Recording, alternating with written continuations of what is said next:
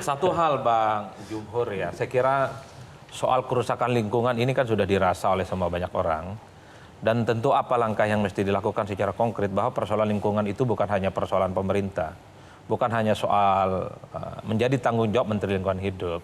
Tapi ini menjadi civic culture bahwa lingkungan adalah milik kita bersama. Saya pernah melihat iklan rokok. Saya membayangkan orang itu ditakut-takutin seperti rokok soal lingkungan. Kan kalau iklan rokok ini kan tenggorokannya bolong, hipertensi, jantung, dan seterusnya. Ada nggak langkah-langkah yang satu, ini akan mengarah kepada kepedulian bahwa lingkungan adalah, ya ini adalah urusan kita semua loh, bukan hanya urusan pemerintah dan menteri. Nah yang kedua, dari dulu kita selalu berkelahi tentang renewable energy sebagai upaya untuk melestarikan lingkungan. Tapi Bang, per hari ini hanya menjadi diskursus yang cukup panjang loh Bang. Apa yang mesti digaspol ini Bang, supaya persoalan-persoalan kayak ini tuntas lah. Karena Abang ini tentu salah satu harapan kan, aktivis yang saya kira sudah punya pengalaman yang cukup tangguh, di mana komitmennya memperbaiki kualitas Indonesia itu sudah mantap lah kira-kira begitu Bang. Jadi menurut saya komitmen untuk memperbaiki terus-menerus itu kan ya kita lakukan pasti ya.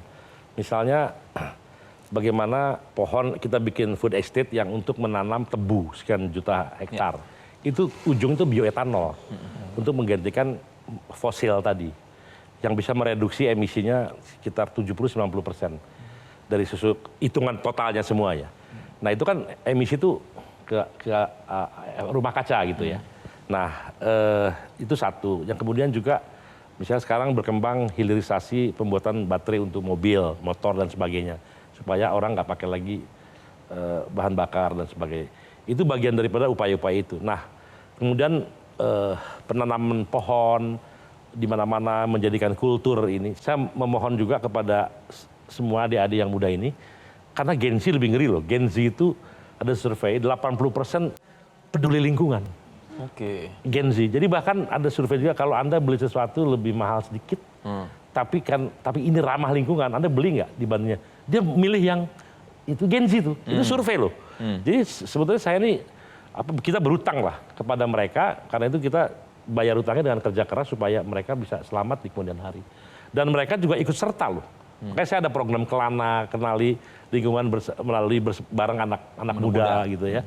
Jadi anak-anak muda, anak-anak SMP, SMA dan sebagainya nanam mangrove, dia mengerti soal gas metan, rumah kaca, gambut kayak apa gitu. Dia mulai, dan ada pengalaman batin terlibat langsung gitu. Ketika dia menanam, itu beda ketika dia hanya di atas dalam ruangan belajar itu.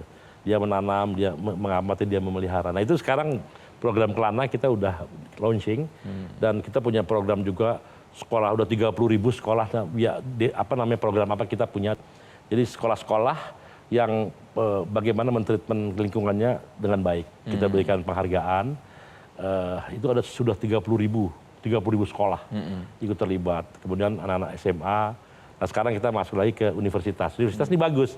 UI bikin namanya UI Green Matrix.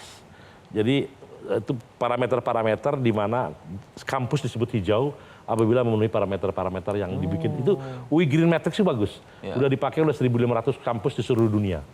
Ya jadi saya rasa itu bagian daripada orang gandrung terhadap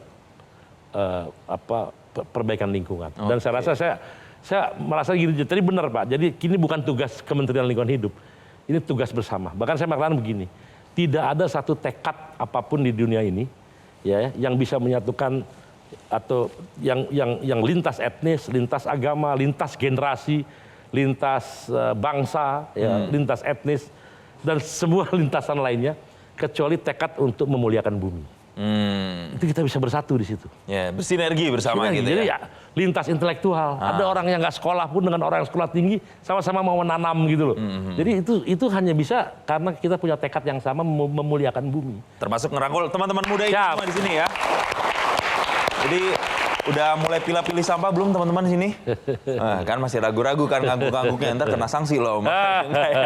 Oke, karena ini udah masuk ke anak muda. Kira-kira kan tanggal 5 Juni itu diperingati sebagai Hari Lingkungan. Nih Bang Jumhur, kalau Bang Jumhur bisa kasih 5 hal untuk jaga lingkungan kita, 5 hal nasihat atau misalnya gerakan ke generasi-generasi muda, apa kira-kira 5 hal itu? Ya, yang pertama yang paling sederhana cara kita memperlakukan sampah.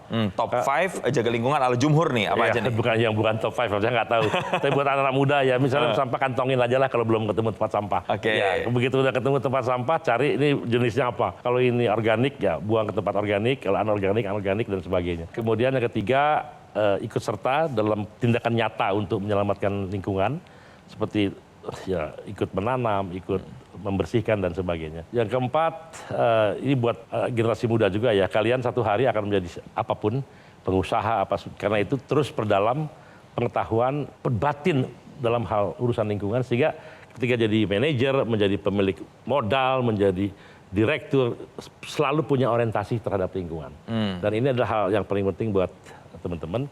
Dan untuk terakhir adalah untuk pemerintah di daerah, di pusat dan sebagainya, lintas kementerian dan LSM, NGO, kita sebetulnya punya concern yang sama untuk urusan ini. Kita sama-sama cari jalan keluar untuk melindungi sambil pembangunan harus tetap berjalan.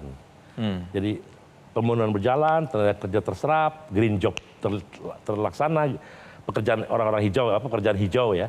Tapi tetap pemeliharaan lingkungan tetap terjadi. Itu kira-kira jangan diadu-adu gitulah. Banyak sekali sekarang anak-anak muda dan bahkan kita semua sering memberikan vonis ke orang. Kalau medsosnya nggak aktif seakan-akan nggak pekerja, Bang. Ya.